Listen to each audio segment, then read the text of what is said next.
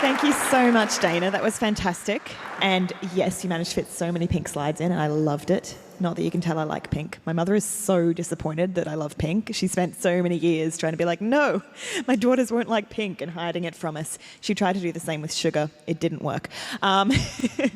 So we are now up to our final speech of the day, our final presentation of the day. So we've got Xavier Shay coming to talk to us. He works with the wonderful folks at Ferocia building Up, who you may have heard because I've been talking about them and their great Mario Kart and their great banking service all the last few days. He's an active member of the open source community. He's a core member of the RSpec team, has formerly worked on Bundler, and is a Ruby on Rails contributor.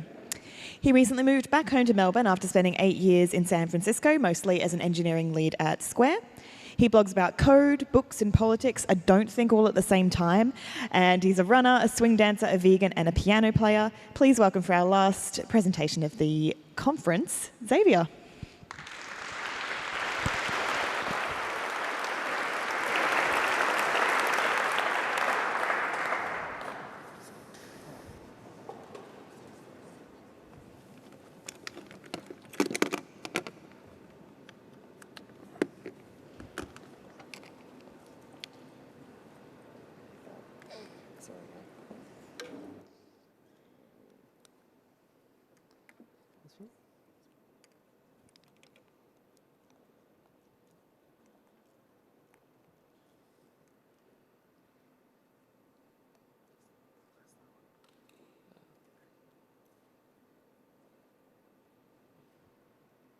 There we go. Hello. Can you all hear me?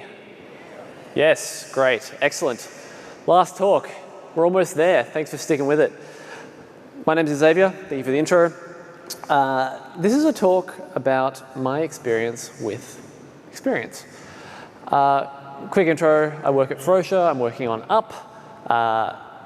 You've probably seen us up the back. You've seen all the we've been around a bit.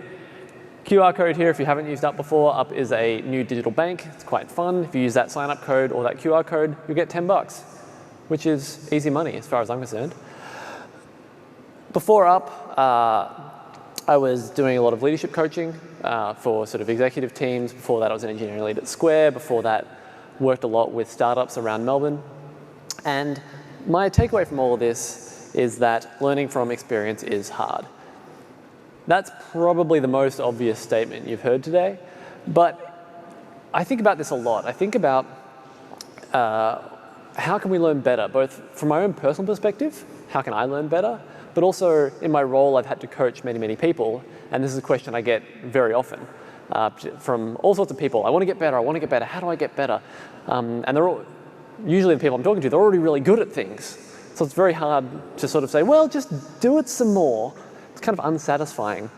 So I've thought a lot about this question, and I'll sort of spoil the talk right now by telling you I don't really have any great answers, but I wanted to share some of the things that I've encountered, some of the things I think about, and some of the things that have actually helped me move through this problem. So to start with, yes, we can say learning from experience is hard, but specifically, why is it hard? In what ways is it hard? And I want to present a couple of different models for learning in environments and making decisions, and see if we can glean anything from them to better understand what we're actually dealing with here. And that's part one of this talk. There are two parts. This is the first one. Exactly why is this sort of thing hard? So we'll start by talking about a concept called feedback loops. And I'm sure you're familiar with this. Feedback loops, this is things like red, green, refactor, review, CI, deploy, A/B test. These are sort of the nuts and bolts of software engineering, right? And I'm sure you all do them, and there's things, we're always trying to get them shorter and faster and quicker feedback loops. It's what we're all about, And I think these are really interesting, and there's sort of a lifetime of learning here, but really, for a software engineer, I usually expect them to get these basic feedback loops under their fingers sort of within a couple of years. Within a couple of years in industry, you should be able to write tests, you should be able to ship code. And I really wanted to spend this talk more on what comes after that, though. What comes after that? Because if you take this concept of feedback loops and you look at some of the other things we need to do, or some of the other tasks we need to do to be successful at our career, they don't necessarily apply, or the concept doesn't apply as well. So what about code organization? What does a feedback look like for making sure you organize your code properly? Introducing a new technology. What does a feedback loop look like there? What features do we work on? Interviewing, hiring, mentoring, all of these things, if you try and apply the feedback loop model, it's somewhat unsatisfying. Like, for example, is a shorter feedback loop better in these examples?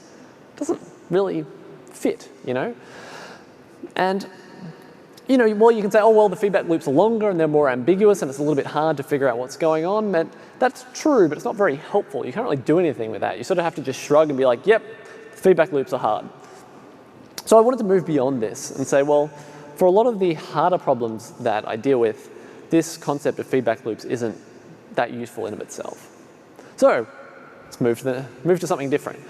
Let's try a model of wicked environments. Wicked environments I learned about via a book called Range, but there's a paper by Hogarth and friends who says very academically, inference involves two settings. In the first, information is acquired, that's learning. In the second, it is applied, predictions or choices.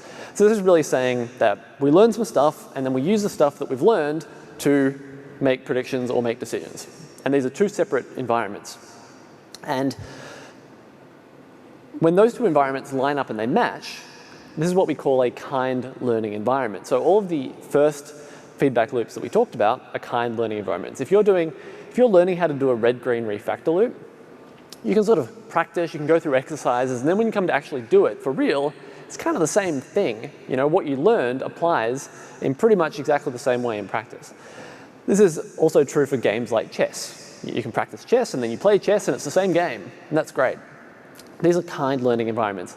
And these are the ones that are a bit easier to learn because you can practice them and you get really good feedback.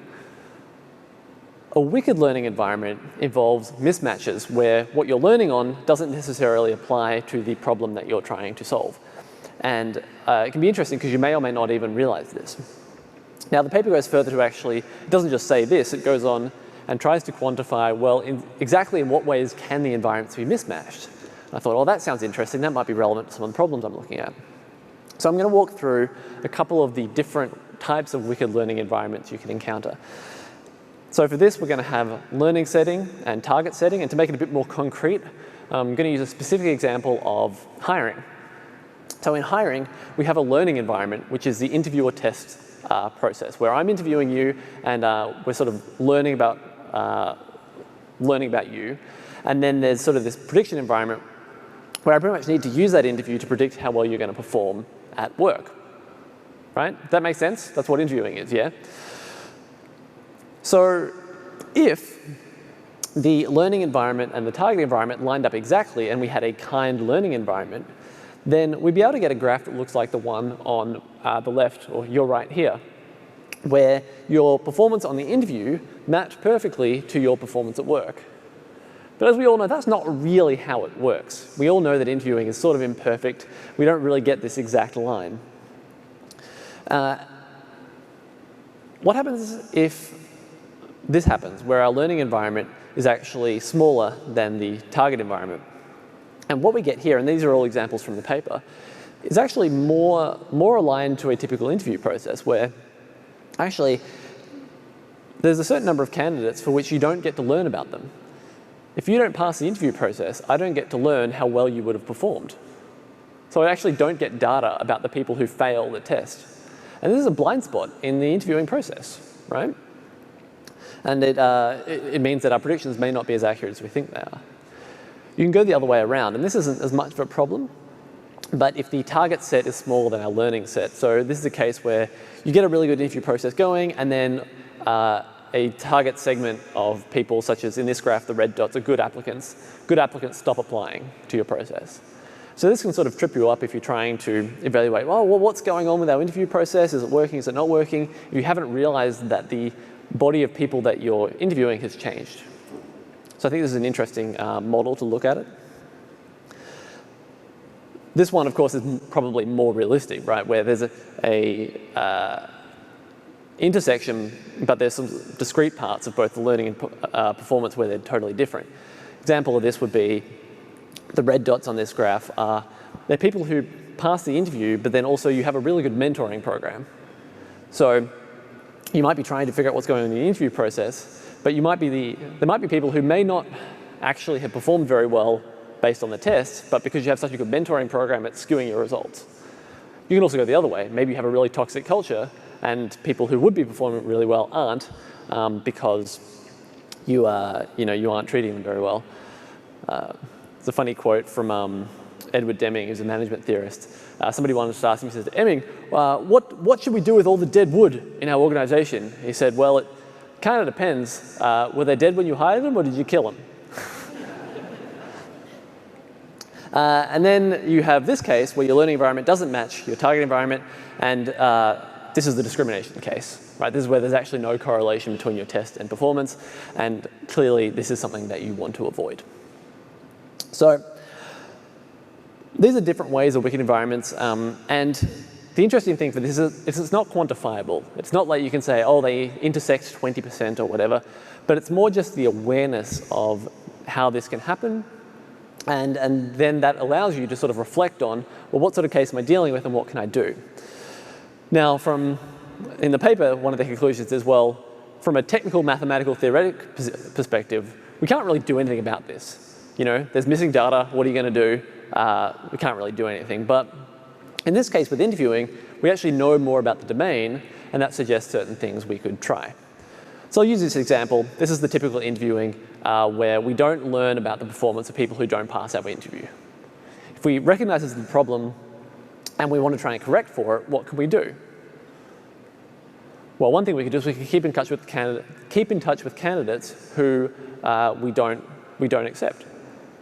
This can help us verify either some of the assessments that we made during the interview process.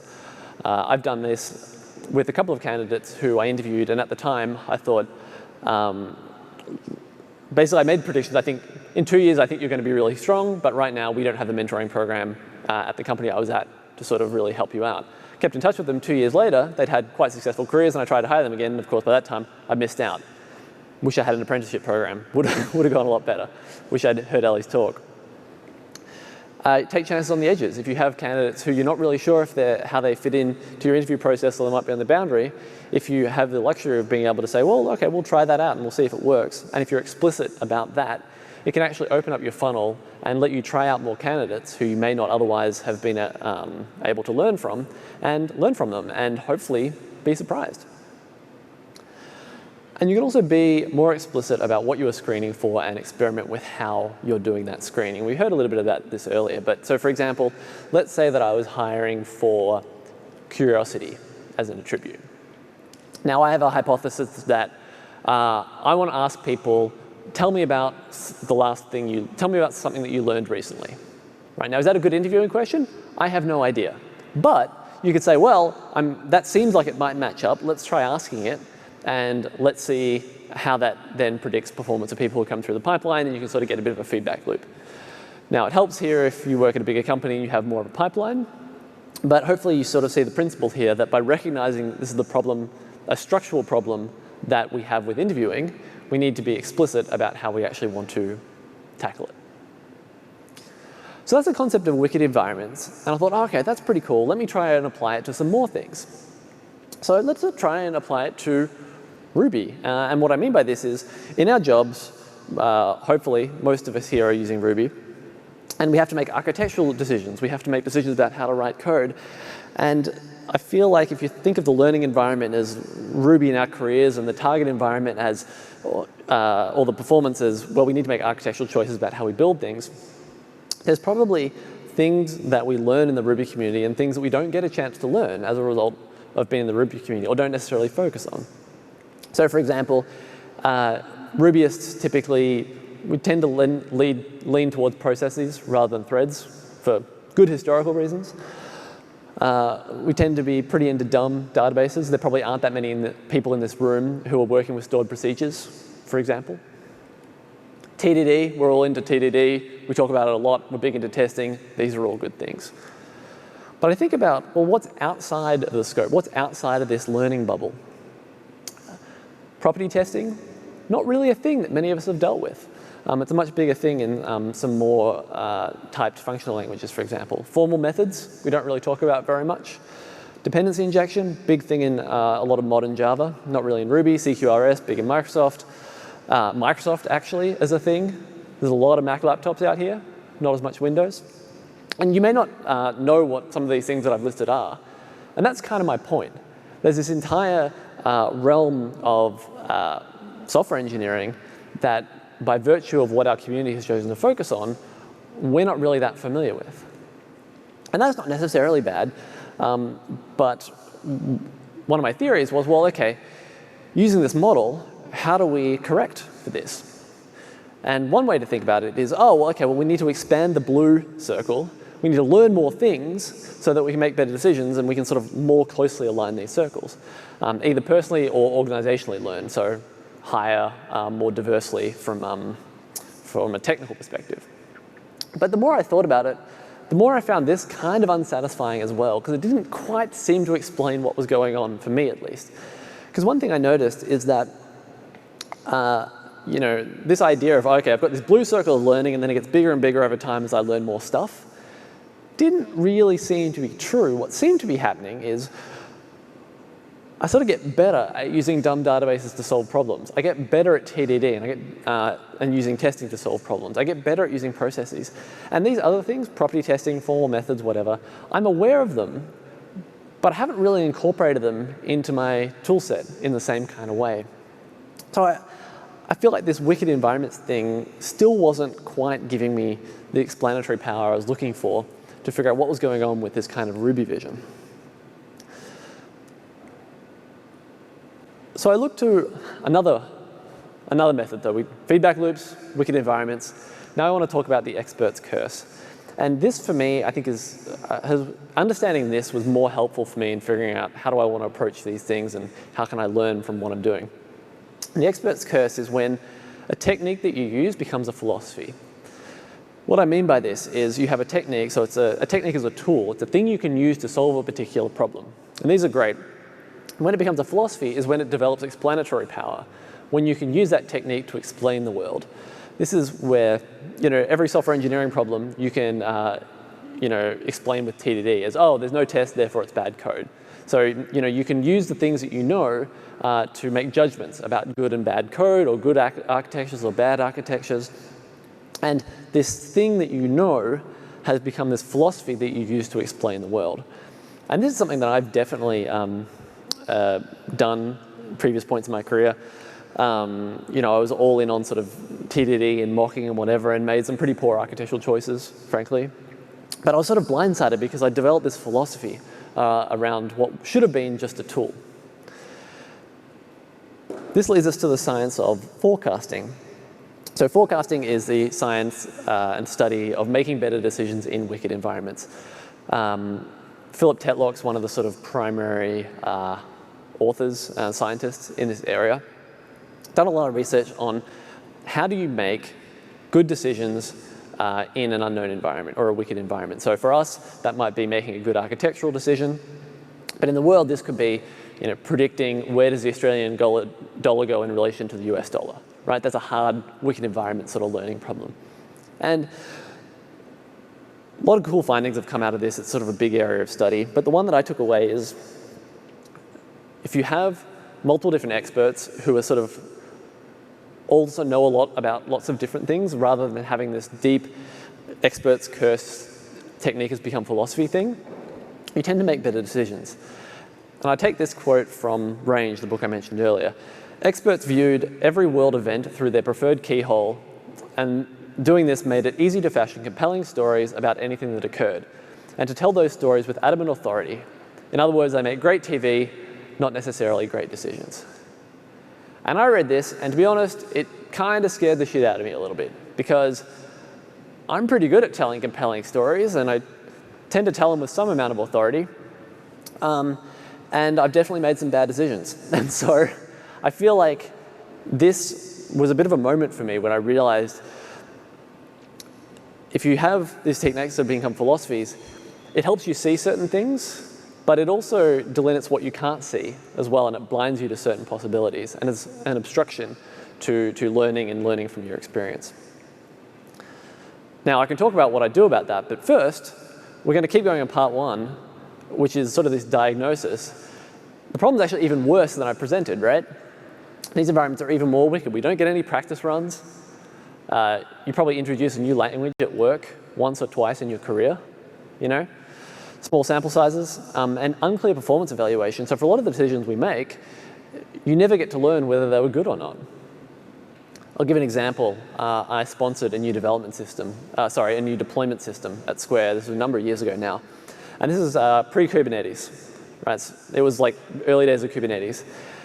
Many years later after this project, we did, and it was working and people were using it, I had pretty significant disagreements with quite senior staff who I respected a lot about the relative value of that project and the quality of the decisions that we made on that project.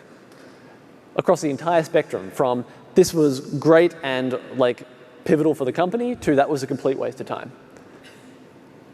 We couldn't agree. And you know, this is one of those you know, episodes in my career where I'm still trying to figure out what do I learn from that, you know? Very, very tricky. Which is all to say that learning from experience is hard, right? So we've gone through a couple of the specific ways I think that it is hard and some models for understanding why it's hard rather than just throwing up our hands. But the question you all probably have is, well, what do we do about it, you know? And that's part two. What do we do about it?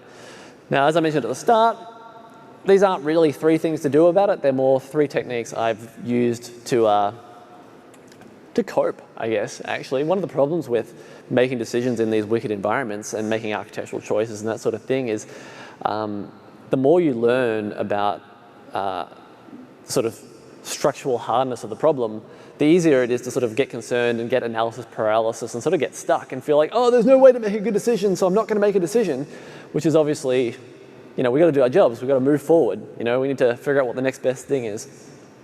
And so these are really 3 techniques and concepts that I've used to help me move through this. So 3 are radiating intent, writing down decisions, and structural weaknesses. Start with the first one. So radiating intent is something that I've used a lot in my career. It's a technique that I've been using for ages and I didn't have a name for it until relatively recently. Elizabeth Ayers wrote a blog post midway through last year where she talked about this concept and gave it the label radiating intent. I was like, yes, that's what I do. Now I have a name for it. It's great. And radiating intent is the concept, it's sort of a reaction to the saying, ask forgiveness, not permission. She was like, that's kind of unsatisfying. Really, and it's actually not really the best way to work. You don't sort of want to go and squirrel everything away and then surprise everybody at the end and everybody's like, what did you do that for? Sorry. It's not really the most professional way to go about your job. Radiating intent is sort of being upfront and clear and signaling upfront what you're planning to do. Hey everybody, I'm intending to introduce the new version of Rails into our code base, and here's why I think that's a good idea, and I'm going to go and do it. And then you go ahead and do it. So you don't wait for permission. You're not asking people to approve your decision, but you're saying, hey, here's the thing that I'm trying to do, and if anybody wants to contribute, you know, here's your opportunity to before I move ahead.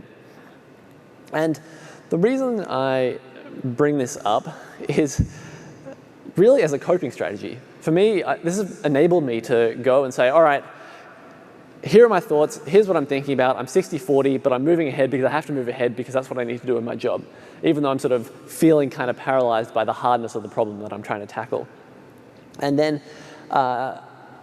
it actually helps a lot with imposter syndrome, which is kind of related, this idea, because when you're sort of feeling weighed down with all these hard decisions, and it's very tempting to feel unqualified. You know, it's like, well, how would I know what to do to solve this problem? I'm not the right person. I don't know what I'm doing.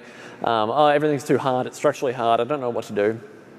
And for me, being able to put my hand up and say, all right, everybody, I may not be the most expert at this, but I'm the person whose job it is right now, and here's what I'm doing, and I would love some feedback, but it's got to be done, so I'm going to do it. And for me, I've found this really, it's helped me move forward a lot, and it's helped me deal with quite a lot of imposter syndrome throughout my career, which is why I wanted to sort of present it as a technique here. So it doesn't solve the problem of learning is hard, but it's a coping strategy. Second one I want to talk about is writing things down. And the reason I think this is important for dealing with this is because if you're dealing with a hard problem, oftentimes the problem may not even be well formulated.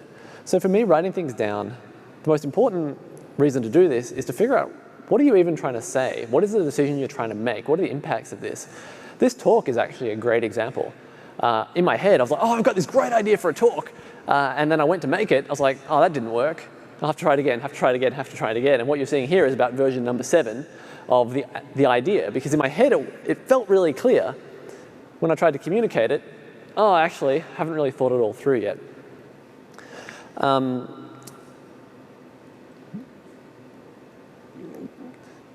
The other reason to write things down is to help communicate to everybody else. The gap between all the accumulated context you have in your head from decades of life on this planet is exceptionally unique. And it's a cognitive bias for everybody, myself included, to persistently underestimate the level of agreement you have with somebody else. It's very easy to be in a room and having a chat with somebody and say, okay, I'm going to do this and this and this, and they're like, yep, nodding, great, sounds good. And then, a week later, you chat with them again, and they're like, that's not what you said at all. Because there's this big gap, and by writing things down, it's a way to help better convey what's going on and help other people understand exactly what you're proposing.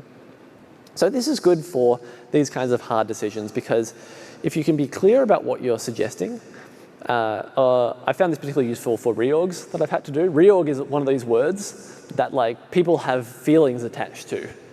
People are like, oh, reorg, I'm going to get laid off. It's like, oh, no, wait, I just wanted somebody to report to somebody else.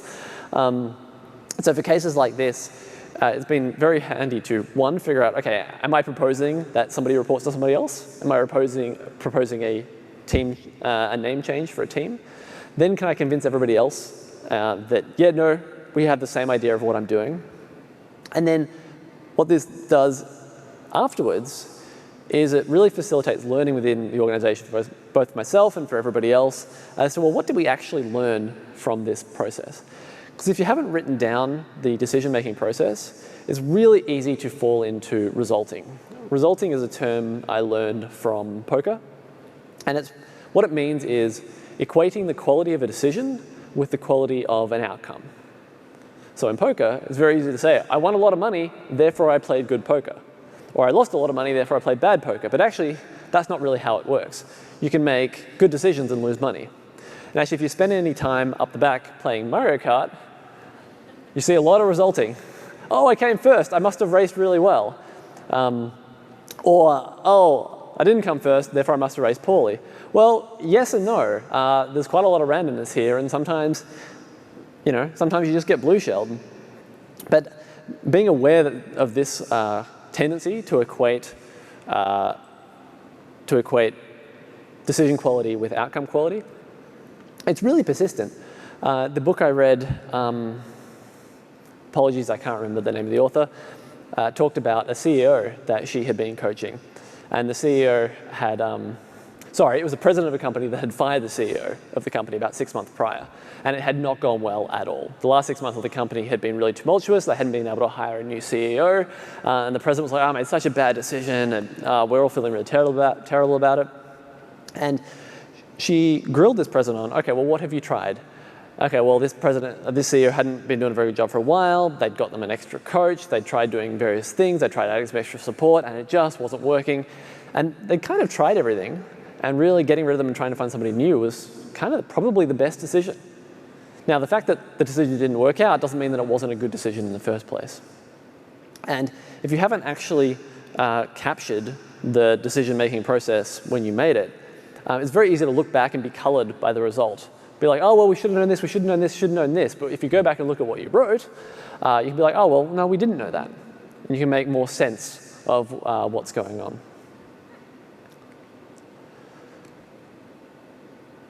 Third one I want to talk about is structural weaknesses. And this is kind of this for me has been, the awareness of this has been, I guess, the number one guard I've found for the expert's curse that I talked about earlier. That sort of tendency to be like, oh yes, I can explain everything, but actually I'm making a bad decision.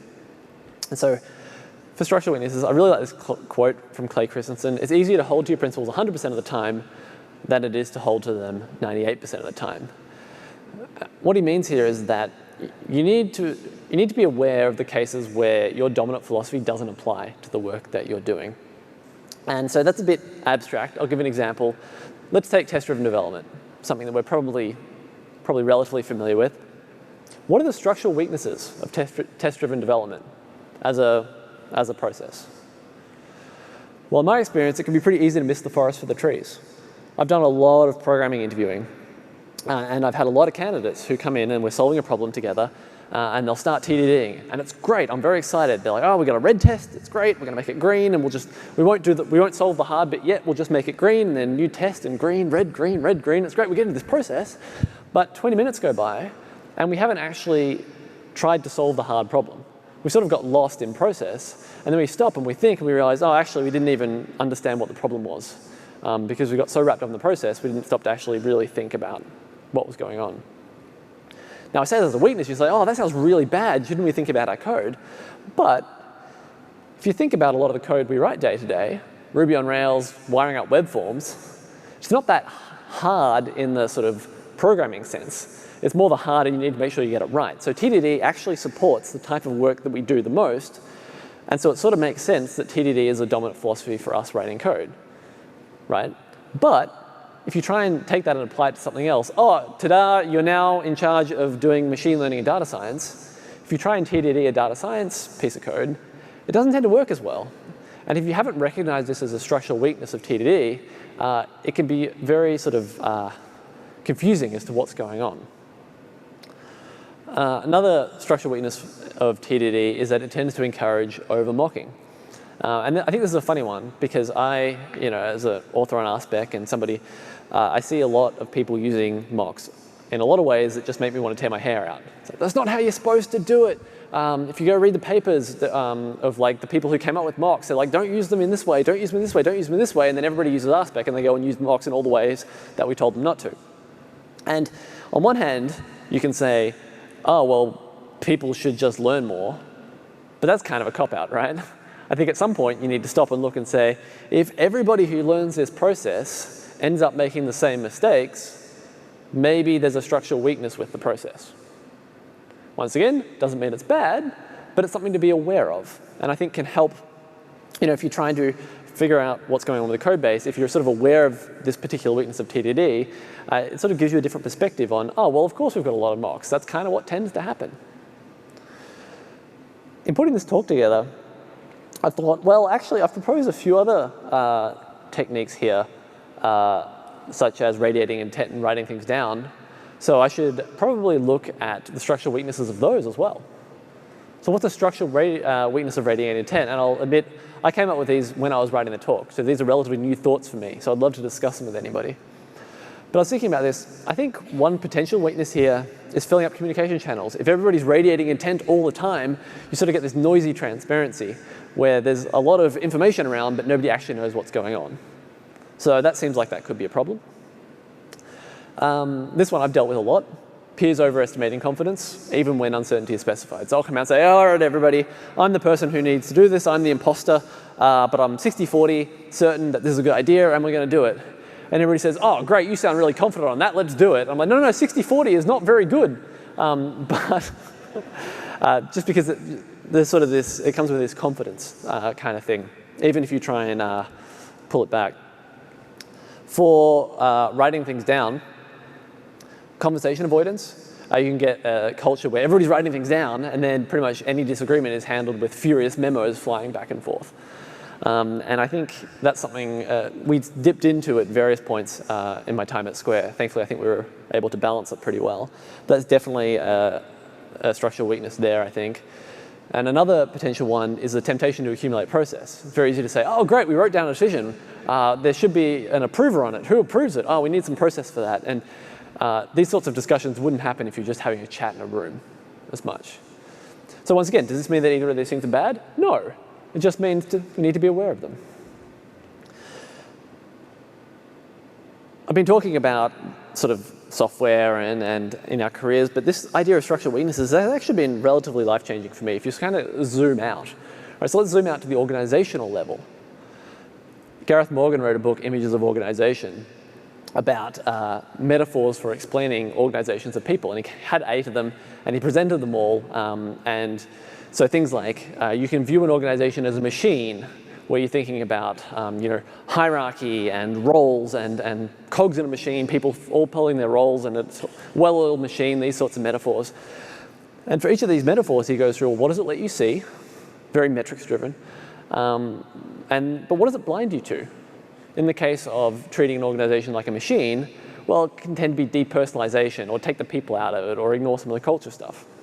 But similarly, you can look at an organization for the culture, and that blinds you to other things as well. And so as a manager, this has been really helpful for me to sort of be able to move through all these metaphors. And so coming back to the expert's curse, technique to philosophy, now it becomes technique becomes sort of a metaphor, which is another technique. Right? It doesn't become the dominant explanatory theory, it just becomes one more way I can use to interpret the world out of many. But we can keep zooming out. This was organizational. Let's go out to politics. Tamla Sommer's book, Why Honor Matters, he's talking about liberalism, this sort of idea of focus on human dignity and individual liberty. I'm into this. This is me. This describes me. But he says structurally, there's nothing really there to inspire exceptional heroic behavior. I thought, well, that's interesting. I hadn't really considered that as a structural weakness of liberalism before. That's, something to think about. And for me, this is actually, and the second one he has is that, individuals can truly belong to a family, sports team, gang, class, or school group. But to belong to the entire human family, that's kind of difficult, actually, or maybe impossible to feel connected to something as massive and abstract as the 7 billion people on the planet. And this is really interesting for me because I know this, right? I try and care about everybody. I care about everybody, but I actually do preference my family, But this has also helped me in talking to other people, and realizing that other people don't all share the same ethic that I do. And being able to be aware of the weaknesses in my own personal ethic has helped me connect with other people. Anyway, that all got pretty heavy, so let's quickly rewind to finish it up here. Wanted to take you on a quick excursion through a few different ways that I think about learning, think about solving hard problems. Feedback loops, wicked environments, expert's curse. Those are kind of the 3 models that I tend to look at problems with. And then the suggestions I had for coping with this were radiating intent, writing down decisions, and trying to identify structural weaknesses. To finish, I want to leave you with a little bonus material, 1 extra slide, 2, I'll say personality attributes that I've found exceptionally helpful for myself in navigating all of this, and that's to stay humble and stay curious. Thank you very much. I hope you had a good RubyConf, and I will see you afterwards if anybody wants to chat about it.